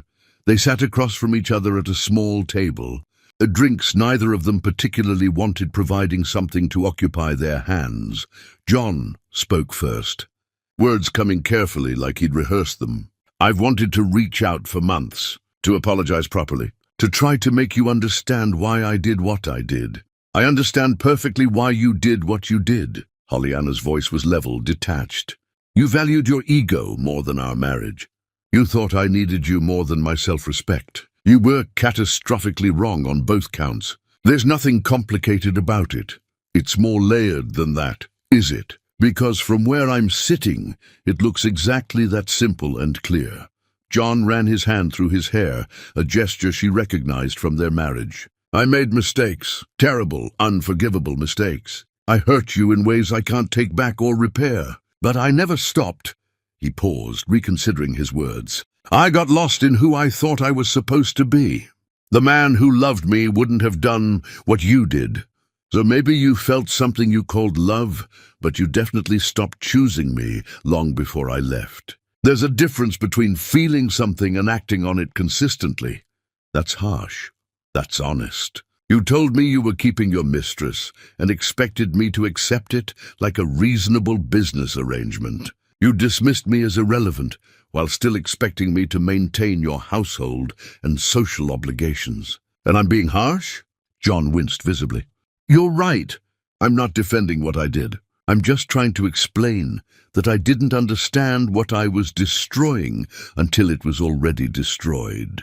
Until you were gone, and I was standing in the wreckage realizing what I'd lost. That's not an explanation. That's you admitting you take people for granted until they're no longer available to be exploited. Most abusers figure that out eventually. Doesn't change what they did." "Abuser?" John's face flushed. "I never laid a hand on you. Abuse isn't just physical. John, you systematically dismantled my sense of worth, then acted surprised when I finally believed what your actions were teaching me about my value in your life." She said it without heat, just stating facts. They sat in tense silence, both sipping lukewarm drinks. "What would you have done differently?" Holly Anna asked finally, genuinely curious. "If you could go back, knowing what you know now, what actually changes?" John considered seriously, and she could see him trying to give an honest answer instead of just saying what he thought she wanted to hear.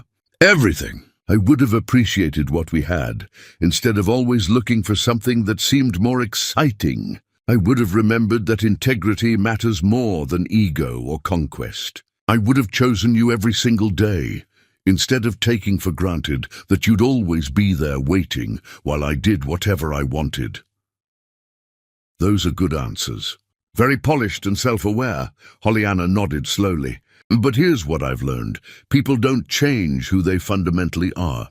They just get better at hiding what they don't like about themselves until pressure reveals it again. You're capable of what you did to me. That capacity doesn't evaporate just because you regret the consequences. So, you think people can't grow, can't become better versions of themselves through genuine work? I think people can grow. I've grown more in these months apart than I did in our entire marriage. But growth requires acknowledging what's broken in us and doing the painful work to repair it, not just feeling bad about consequences after damage is done. John leaned forward. I am doing that work. I'm in therapy twice a week. I'm examining why I made the choices I made, what drives me to sabotage good things. I'm trying to become someone worthy of second chances, even if you'll never give me one. That's genuinely good. I hope you succeed. But your growth doesn't require my participation or forgiveness to be valid. You need to become better for yourself, and whoever comes after me, not to win me back. I'm not trying to win you back. He said it quickly, like he'd been accused of something. I know that's impossible now. I just wanted you to know I see what I couldn't see before, that you were the best thing in my life. And I destroyed it through arrogance and entitlement, and thinking I deserved more than I'd earned. Pollyanna studied him, seeing genuine pain in his expression. I appreciate you saying that. It doesn't change anything between us, but acknowledgement matters for both our healing. Can I ask you something? Go ahead. Do you ever think about the good parts, before everything fell apart? Do those memories mean anything now, or did what happened erase them completely? Pollyanna thought carefully before responding, wanting to be truthful rather than kind. They mean I was capable of genuine love once, that I gave myself fully to someone I believed deserved it. They remind me I have that capacity still, but they also remind me to value myself enough not to stay when someone shows me through their actions that they don't value me back. So yes, they mean something, just not what you probably wish they meant.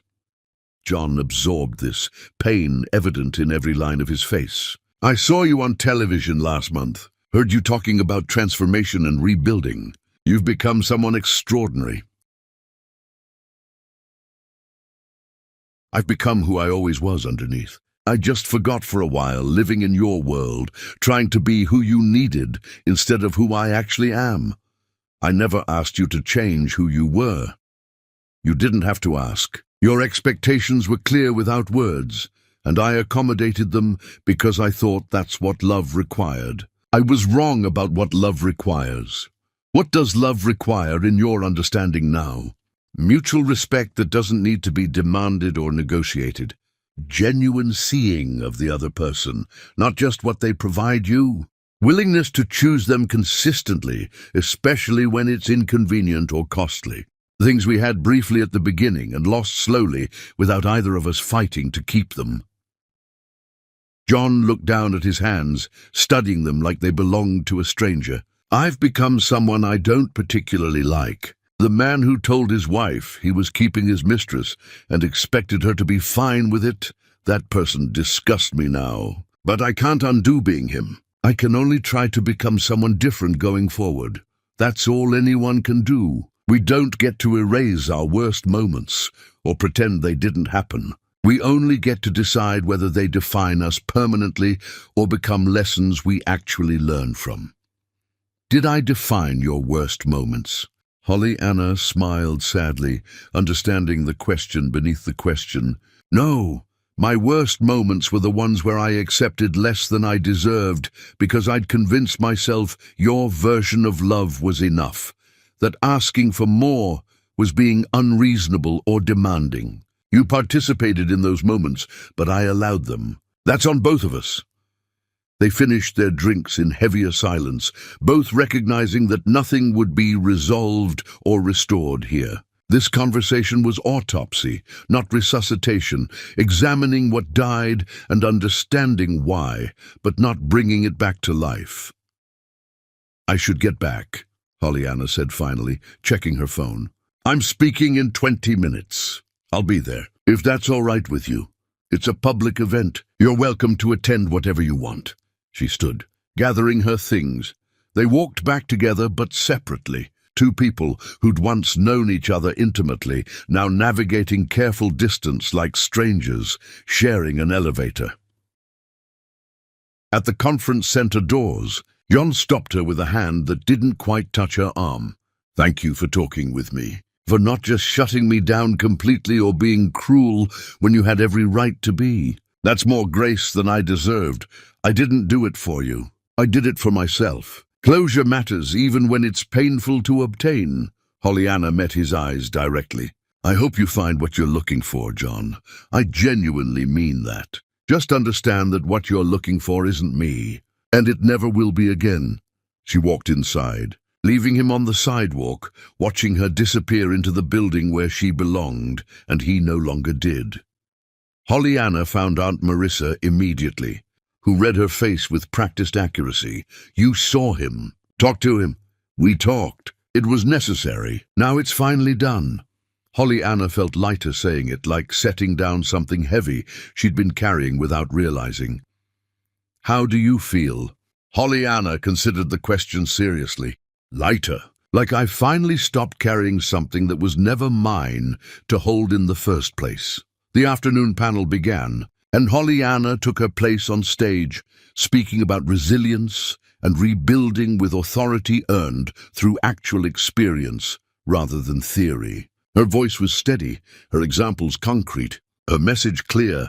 Leaving is possible, rebuilding is achievable, and you're stronger than whoever convinced you otherwise. John sat in the back row, watching her command the room with confidence she'd never shown in their marriage, realizing that he'd kept her small, without even intending to, simply by being the kind of man who took up all available space and expected everyone else to shrink to accommodate him. When the session ended and attendees surrounded her with questions and congratulations, John slipped out without approaching her again. He'd said what needed saying. She'd received it with more kindness than he deserved. The rest was just living with choices made and consequences earned, learning to exist in the aftermath of his own destruction. Sometimes endings were just endings, clean and final and necessary for both people to actually move forward. And sometimes that was exactly what everyone needed, even if accepting it felt like another small death. Chapter 10, The Gala Where Ghosts Meet Daylight. Some moments arrive dressed as endings, but function as the periods that finally complete unfinished sentences. The evening gala transformed the conference center into elegant celebration, candlelight and carefully curated ambience, creating an atmosphere of importance and achievement. Pollyanna moved through the crowd with genuine ease now, her earlier conversation with John fading into background noise as the reality of this honor settled over her shoulders.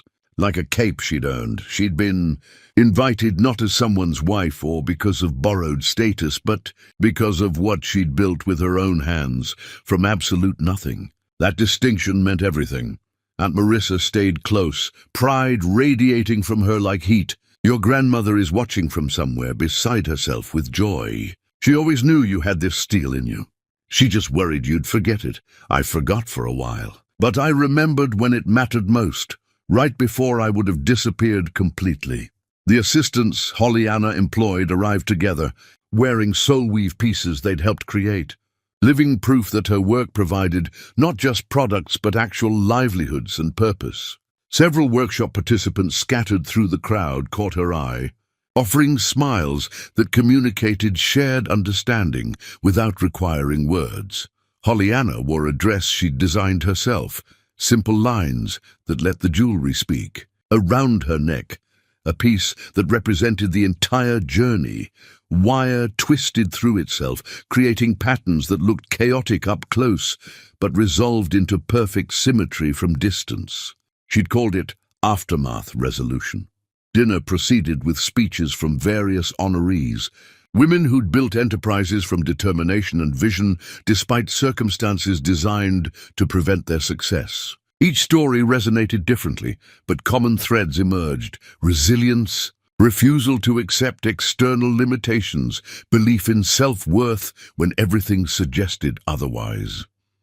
Then Holly Anna's name was called, and she moved toward the stage with steady steps. No hesitation, no performance of false humility. She'd earned this honestly. Standing before the audience holding the elegant award, Holly Anna took a moment to truly see the people gathered. Some she knew, most were strangers. All had chosen to spend their evening celebrating women who'd transformed obstacles into opportunities rather than excuses.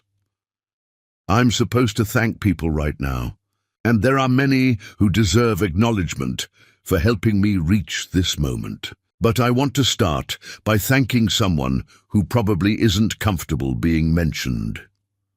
From the back of the room, John shifted in his seat, suddenly visible to her despite the crowd between them. I want to thank the person who broke my heart so completely that I had no choice but to rebuild myself from scratch. Because sometimes the worst thing that happens to us becomes the catalyst for discovering who we actually are beneath who we thought we needed to be for someone else's comfort. Murmurs rippled through the audience, people connecting implications and making assumptions. I spent years making myself smaller to fit someone else's vision of appropriate partnership. I accommodated, I adjusted. I convinced myself that love required endless flexibility from me, while demanding nothing from them. Then that person made it impossible to continue the pretense, and I discovered something essential. I was stronger without that relationship than I'd ever been allowed to be within it. Holly Anna's voice remained steady, not angry, but crystalline in its clarity. The jewelry I create carries stories of transformation, but my own transformation started the moment I chose dignity over comfort. When I walked away from everything I'd come to depend on and remembered that I'd survived before someone else's wealth provided cushioning. That memory saved my life. She paused, gathering final threads of what needed saying. So here's what I want to share with anyone listening who needs to hear it. You are not defined by what others provide you. You are not diminished by choosing yourself over situations that require you to disappear, and you are infinitely more capable than anyone who diminishes you will ever let you believe. Walking away is not failure.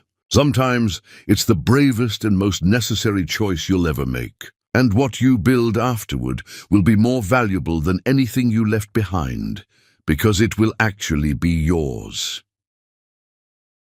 The room erupted in sustained applause. People standing, recognition that she'd spoken truth, many understood intimately, but rarely heard articulated so clearly. Holly Anna stepped down from the stage, immediately surrounded by people wanting to share their own stories, to thank her for articulating what they'd felt but couldn't express, to tell her she'd given them permission they didn't know they needed. John remained in his seat, watching from distance, understanding that he'd just been publicly acknowledged as the catalyst for her transformation. Not with anger or blame, just accurate assessment of what his actions had unleashed. The evening continued with celebration and connection. Holly Anna moved through it with grace, present and engaged, no longer performing for anyone's benefit, but her own authentic expression. Eventually, the crowd thinned as people departed. Holly Anna stood near the windows where she'd centered herself hours earlier, alone with the weight of the evening settling over her like snow. John approached slowly, and she turned, unsurprised to find him there. Some conversations required completion. That was quite a speech. It was honest. That's all I offer anymore. Honesty, even when it's uncomfortable. You thank me for breaking your heart. I thank the experience for teaching me what I needed to learn. You happen to be the delivery system. Holly Anna's expression softened marginally. I'm not trying to hurt you, John. I'm just not protecting you from truth anymore. He nodded, accepting that. I came over because I wanted to say something I didn't get to say earlier.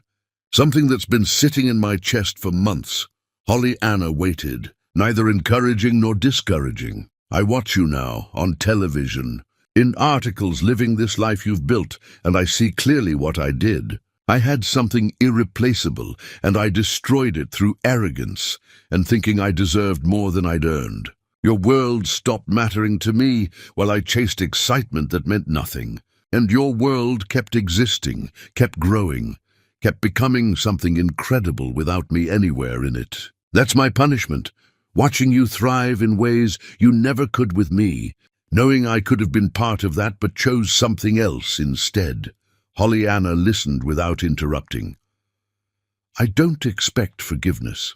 I don't deserve it. I just wanted you to know I see what I threw away. I see it with complete clarity now, and I'll spend however long I have left knowing I had something irreplaceable and destroyed it. Pollyanna took a breath, choosing words carefully. I forgave you months ago, John. Not because you earned it, you didn't. Because carrying anger was exhausting, and I needed that energy for rebuilding. But forgiveness doesn't mean reconciliation or absolution. It just means I released you from the space you were occupying in my head and heart. She stepped closer, voice lowering to intimacy meant only for his ears. You taught me something invaluable, even though you didn't mean it as a gift. You taught me that I never needed your empire, your money, your status, your last name. That's the greatest gift you could have given me. You thought the bank calling would be your crisis, your moment of realizing my value. It was actually my liberation, because that's when I understood fully and finally. Your entire world stopped the moment I walked away, while mine was just beginning. You needed me. I never needed you. I just forgot that temporarily. The words hung between them. Truth delivered without cruelty, but with absolute clarity that couldn't be misunderstood. John's eyes filled with tears he didn't bother hiding anymore. I loved you. I know I didn't show it toward the end, but I did love you in whatever broken way I was capable of loving anyone. You loved the version of me that served your needs and made you look good. You never loved the whole person because you never looked long enough to see her. That's not love, John. That's projection and convenience. What is love then? Pollyanna smiled, sad and wise simultaneously. Love is seeing someone completely, flaws, strengths, everything, and choosing them anyway. It's making space for them to grow, even when that growth is inconvenient for you. It's protecting their dignity as fiercely as your own. We had compatibility briefly. We had attraction. We maybe had affection. But we didn't have love. Not the kind that sustains or builds or survives difficulty. John nodded, accepting the assessment because arguing felt pointless when she was so clearly right. I hope you find that, the real version, with someone who sees you the way you deserve to be seen. I hope you become the kind of person capable of offering it honestly. That requires work you've just started. They stood together in the emptying ballroom, two people who'd once promised forever, now accepting that forever had been much shorter than either anticipated. Goodbye, Pollyanna. Goodbye. John, I mean that genuinely. Go well, become better. Find peace. He turned and walked away without looking back, understanding that looking back served no purpose when forward was the only direction that mattered. Pollyanna watched him leave, feeling finality settle over her like completion. This chapter was closed, not with drama, but with quiet. Acknowledgement that some relationships end, not because anyone is villainous, but because people become incompatible with who they once were to each other. And Marissa approached from respectful distance. You all right, baby? I'm perfect. Finally, completely perfect in ways I've never been before. They walked out together into October night air, carrying the promise of winter and eventual spring. Pollyanna looked up at stars barely visible through city light, thinking about her grandmother, who taught her that survival was knowing when to stay and when to leave. She'd learned the lesson, paid the price. Now she got to live the wisdom earned. Her phone buzzed, a message from one of her workshop participants. Just signed my first lease, starting over like you did. Thank you for showing me it was possible. That message meant more than any award ever could. Pollyanna smiled, genuine and unforced, the expression of someone who'd walked through fire and emerged, not just intact but transformed, into something stronger. She'd survived, thrived, become. living proof that walking away from what diminishes you makes space for what elevates you. And somewhere in the city, John Baker drove home alone to a mansion that would never again feel like anything except a monument to everything he'd lost through his own choices. Both would wake tomorrow and continue living the lives they'd chosen. Only one of them would wake up happy, free, and finally whole.